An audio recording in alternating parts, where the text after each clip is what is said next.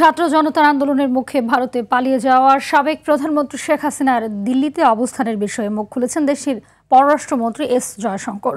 শনিবার সংবাদ মাধ্যম এনডিটিভিকে দেওয়া সাক্ষাৎকারে জয়শঙ্কর বলেন, শেখ হাসিনা ভারতে অবস্থানের বিষয়টি পুরোপুরি তার ব্যক্তিগত সিদ্ধান্ত, আর যেসব পরিস্থিতি তাকে ভারতে নিয়ে এসেছে সেগুলোই এখন তার সিদ্ধান্তকে প্রভাবিত করছে।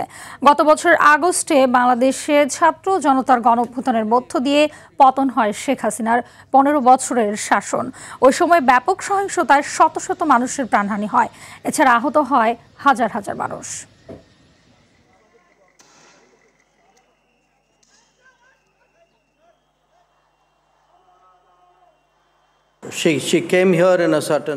তিনি এখানে এসেছেন একটি নির্দিষ্ট পরিস্থিতির কারণে। আমার মনে হয় সে পরিস্থিতি তার সঙ্গে যা ঘটেছে তার একটি স্পষ্ট প্রভাবক। তবে আবারও বলছি, এটি এমন একটি বিষয় যেখানে সিদ্ধান্তটি শেষ পর্যন্ত তাকেই নিতে হবে।